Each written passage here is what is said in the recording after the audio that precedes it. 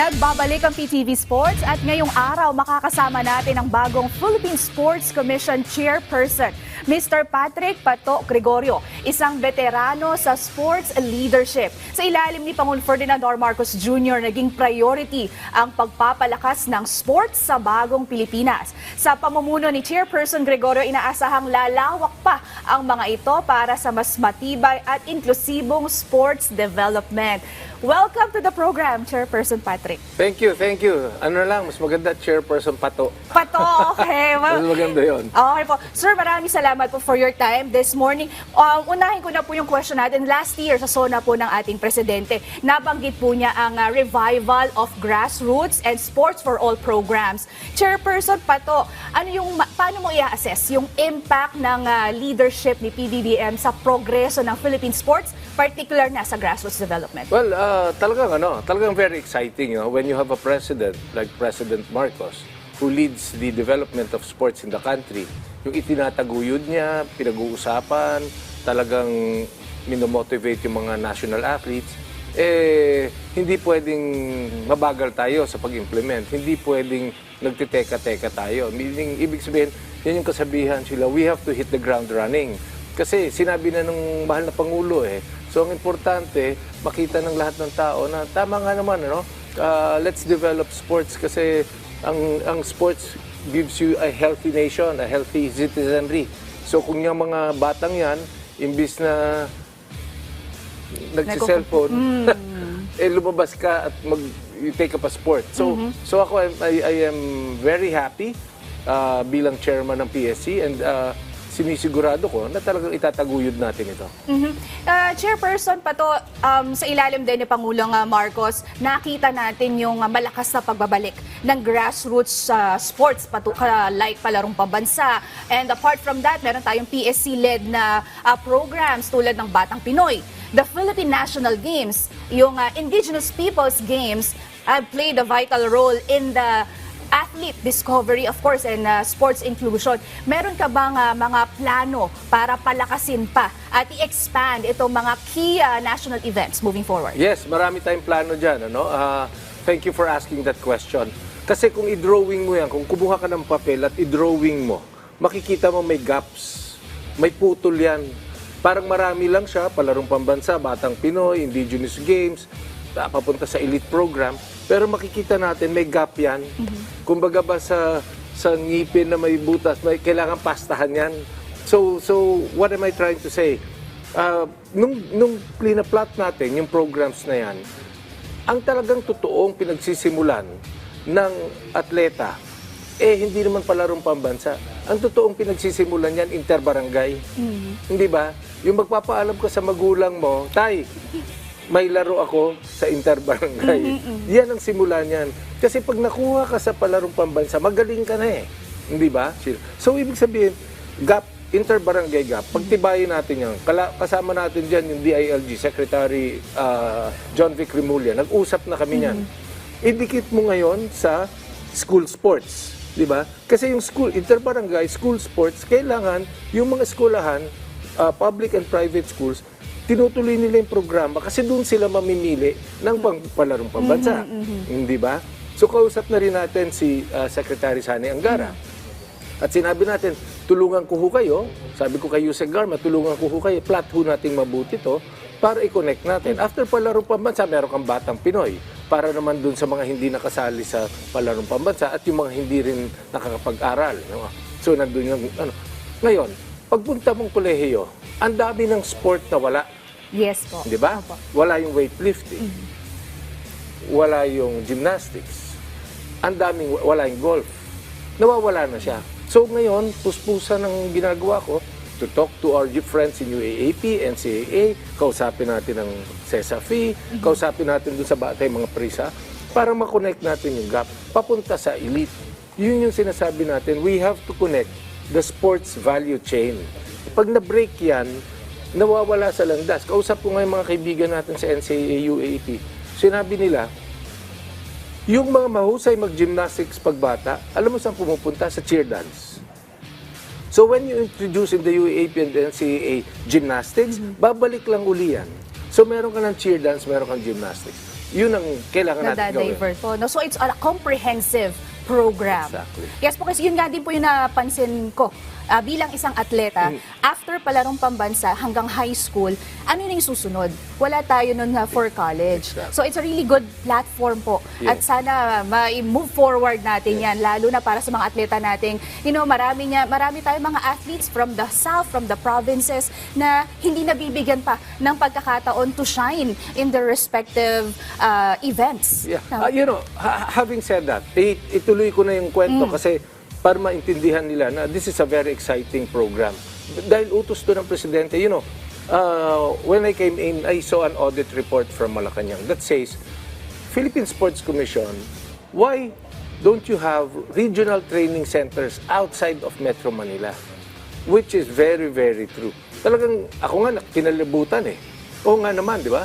So when I go to Baguio, I see boxers as young as 14 years old, pinull out na natin. Sa Cagayan de Oro, pinull out na natin sa Bagong, pinull out na natin sa mga probinsya nila. 13, 14 years old. Hindi ba dapat ang Philippine Sports Commission, dahil inutos ng Malacanang, inutos ni Presidente, let's put up regional training centers, maybe one in Northern Mindanao, Southern Mindanao, Eastern Visayas, Western Visayas, Northern Luzon, Southern Luzon. Doon sila mag-training, dalhan natin sila ng coach, pagandahin natin yung equipment. When they become truly elite, ayan, dito na kayo. But by the time you're 16, 17. Pero yung grassroots development, kinonect na natin. Yes. Ilang programa lang po ang alam ko na may ganyan na proseso. Ngayon, isa na nga po yung Dragon Boat. Last time, nakakausap po natin si Miss Len Escoliante of the Dragon Boat team. May regional siya. Tinatap niya yung mga LGUs to, get and discover more athletes para sa sport na ito. Yeah, mahusay ang programa ni President Len sa Dragon Boat. That's why ang strength niyan, kinulab ko yan. Nag-collaborate kami with rowing eh. Kaya si rowing merong training center sa Ternate yan. Yung learn to row. Because you are not allowed to enter La Mesa and row because restricted eh. So kailangan elite ka lang. Paano yung gusto matuto? Nandun sila sa Maragondon. Nandun sila, dadalhin natin sila sa Siargao. There's a new pasingit lang to kasi very excited ako rito. There is a new sport in rowing called beach sprint. You run, you ride the boat, harapin mo yung waves, you run again. Olympic sport na yan, SEA Games sport na yan, Asian Games sport na yan. Nasaan yung training center? Siargao. Why?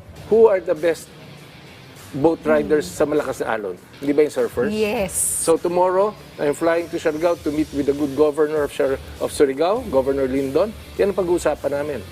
Surfing, beach sprint, Dragon Boat, etc. Very exciting po yan. Sana po ay maibalita nyo yan sa amin, Chair, para ma-share naman natin sa ating mga teammates dito. Pero sure, na-mention mo kanina, you did an auditing.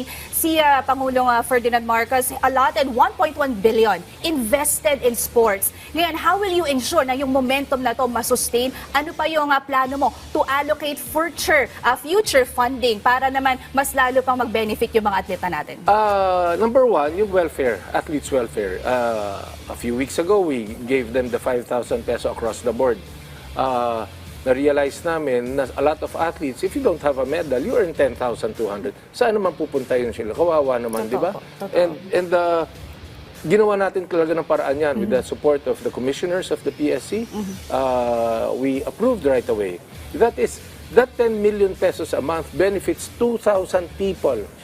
2,000 people, 1,800 athletes, 200 coaches.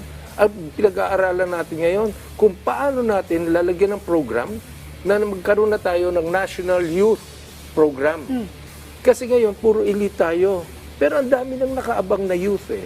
When will we ever give them a chance? Kung ako ang magulang, hirap kami sa buhay, why will I encourage my young boy to take up the sport na ako pang mag-aabono, hirap na nga ako sa buwan?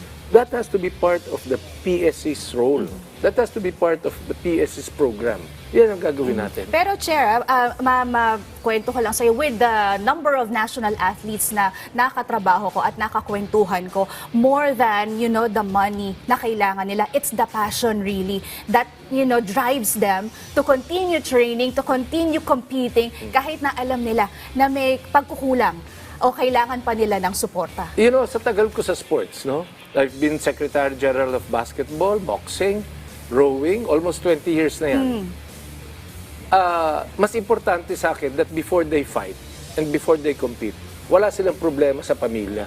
Wala silang problema sa sarili nila. You cannot compete well when alam mo na may nagugutom na kapamilya. So ako, pamilya nila, pamilya nila, bago ang sarili nilang mag-compete. So ako, pamilya ko, bayan ko. That is not difficult.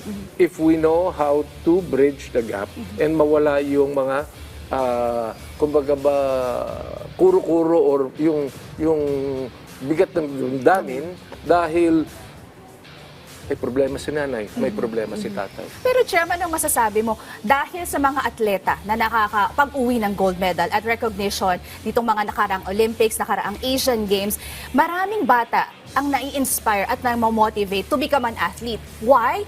But they are driven because of the money that these athletes are getting. Yes, definitely. Ina-idolize nila and talagang driven. And dapat lang maging driven. You know, a few days ago, the weightlifting youth team visited my office in PSC. 8 medalists they arrived from Kazakhstan. Parang 21 under. 4 golds, 3 golds, silvers, bronze. 8 sila. Tinanong ko isa-isa, taga saan ka? Sambuanga po, ikaw, Sambuanga po, ikaw, Sambuanga po. 6 out of 8, Sambuanga. So bakit Sambuanga? Because of Fidelin Diaz. Yes. Right? Yes. Sa baseball, tanungin mo sila, Tanawan, Batangas, Tanawan, Batangas, Tanawan, Batangas. So what am I trying to say? Kasama rin sa program natin yan. As chairman, can I entice, maybe subsidize, and then motivate the LGUs, the governors, and the congressmen to understand that the success of the sports program is by adopting a particular sport. One province, adopt a sport. Because when you adopt that sport at nandun lahat ng kabataan, mas maganda yung funding for the equipment, mas focused yung coaching. I'm not saying bawal na yung ibang sport. What I'm saying, kung anong favorite sport nyo, yun.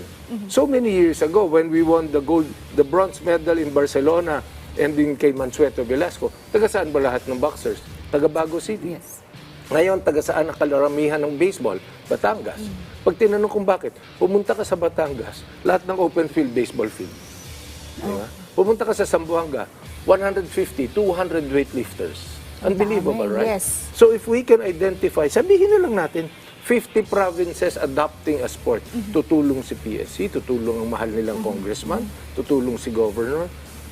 Then na-cover mo na lahat ng sports sa Olympics. Totoo po. At ang maganda pa, right after the pandemic, Chair, yung mga LGU, they started going back and, opening and organizing different sporting events within the country. At in the last palarong pambansa, Western Visayas, yun kasi yun na talagang tumatak sa akin na umangat sa maraming sport division, elementary at saka high school division. So, Western Visayas, Bacolod, Iloilo region, talagang pinapalakas nila yung sports. At I've been in Iloilo for the last couple of months. And nabanggit ko lang, Pasig City. It's one of the cities na talaga namang sobrang supportive ng LGU doon under Mayor Stephen Palmares. Talagang bilib ako. Volleyball, basketball, sepak takraw, motorcycling, lahat na. So these are, I believe, the best people na talagang dapat makipag-tie up sa PSC. Definitely. I've been to Pasig, no?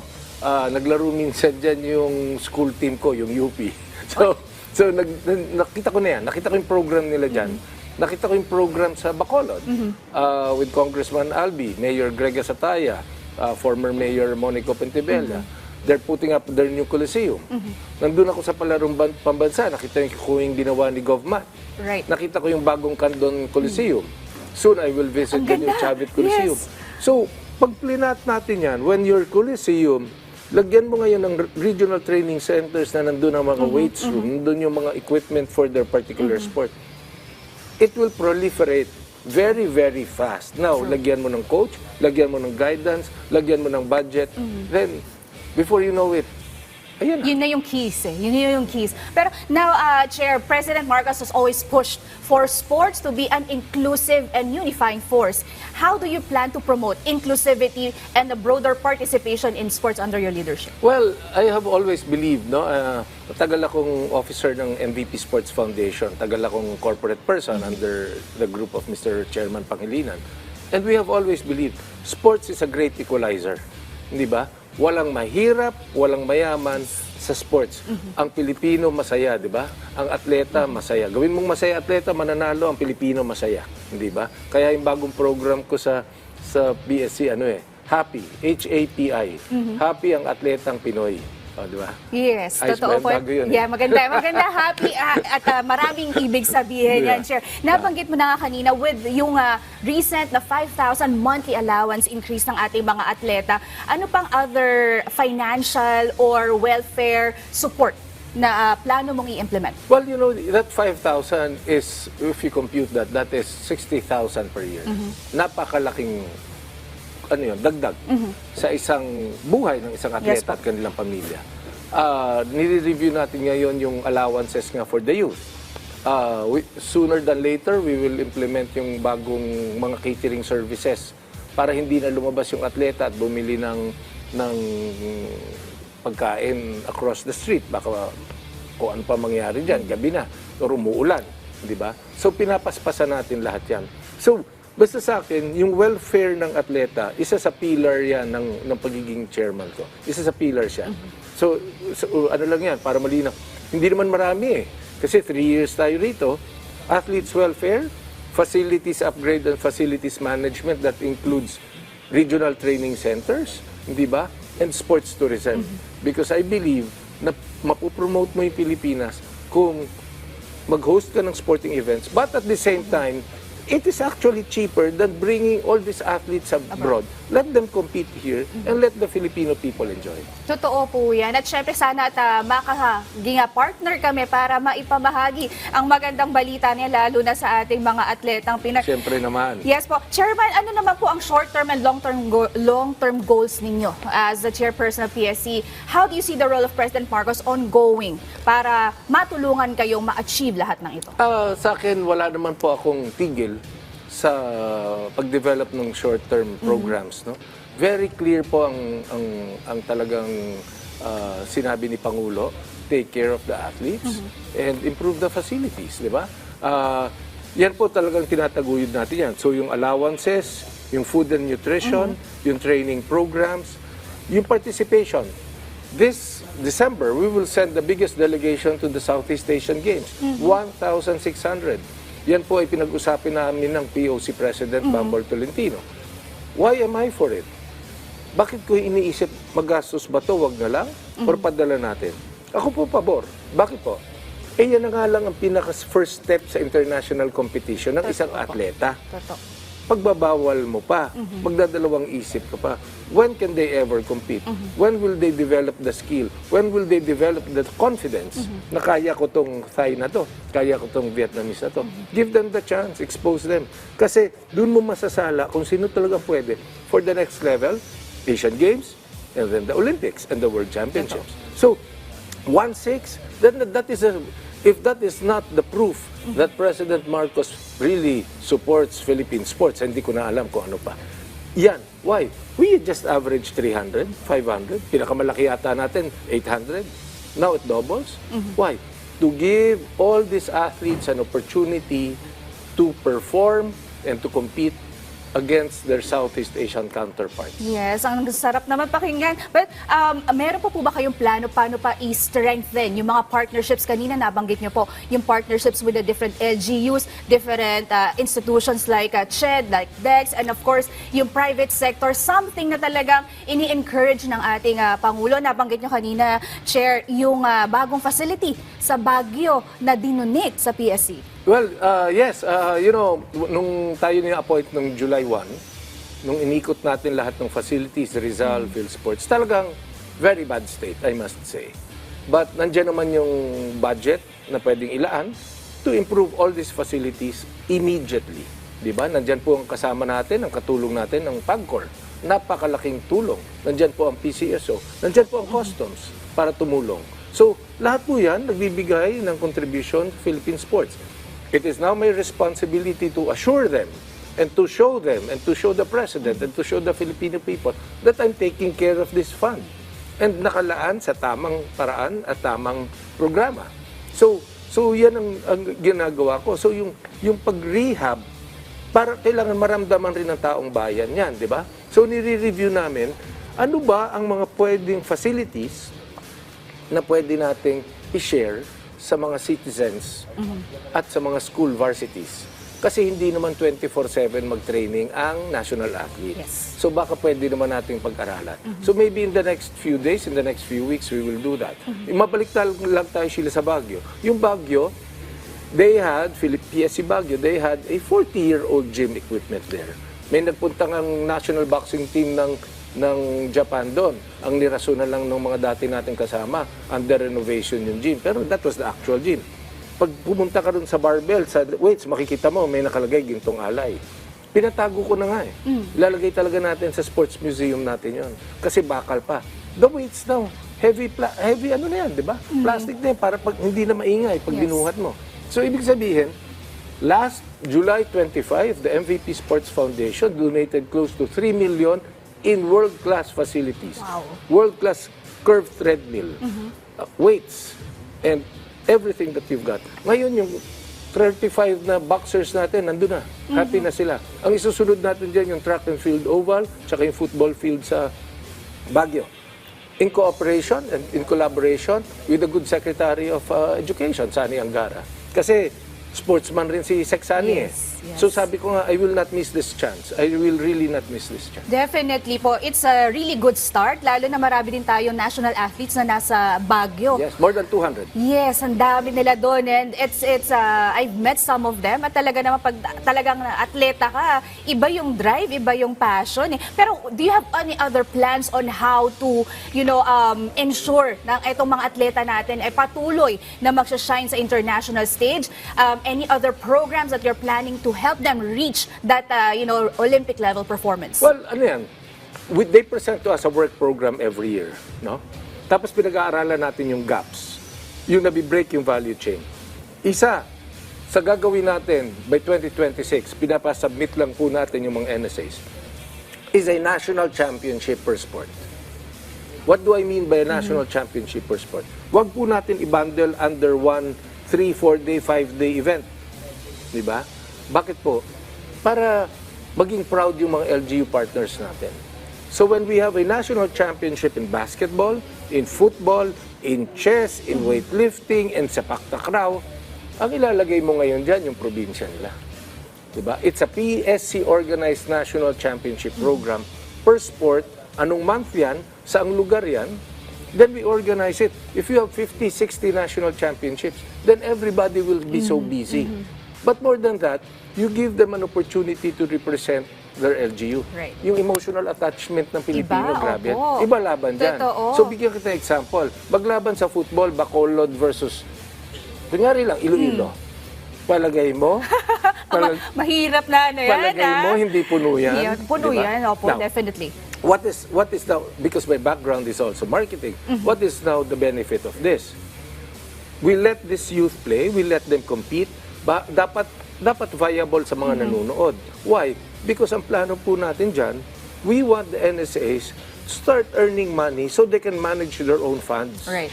So that every year when they have a national championship, they collect funds, they generate sponsors, and they have money to pursue their programs. Hindi lang po nakaasa sa Philippine Sports Commission. Partner na tayo. Yes. It all boils down talaga sa grassroots development and partnerships with the LGU to make it happen. That's Isa po correct. talaga nga susi yan. Ngayon, finally po, Chair, ano pong mensahe nyo sa ating Pangulong Marcos for his unwavering support sa ating mga atletang Pilipino at syempre sa Philippine sports, and anong commitment ang pwede mong maibigay on the foundation his administration has set? Well, of course, gusto ko pong magpasalamat kay Presidente Marcos. Talagang kitang-kita ko po yung kanyang dedikasyon, tsaka talagang yung instruction na suportahan ng atletang Pilipino at ang mga coaches and national players.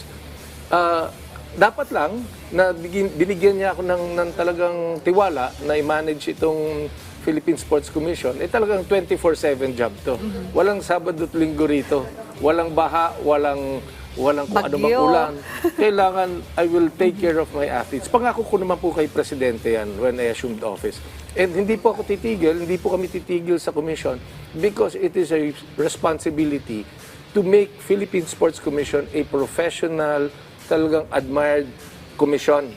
And I will make sure, sayang naman po yung almost 30 years ko sa corporate life kung hindi ko magagawa yan in the next 3 years. Kaya po ba namin? Yes. With the 350 men and women of the Philippine Sports Commission, talagang sabay-sabay po nating pagtutuunan ng pansin yan.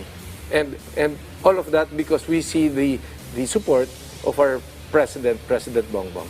Maraming salamat po, Chairman. At marami ang hopeful talaga at excited na ngayon ay ikaw ay nailuklok sa posisyon na yan with your experience sa sports, lalo na malaki ang siguradong maiaambag mo sa ating Philippine sports. Thank you so much for your time. Thank you for the opportunity. Mabuhay ang PTV4. Maraming salamat po. At syempre, yan po ang ating nag-iisang chairperson, Pato, Gregorio. Teammates, huwag kayong bibitiw dahil magbabalik pa ang PTV Sports.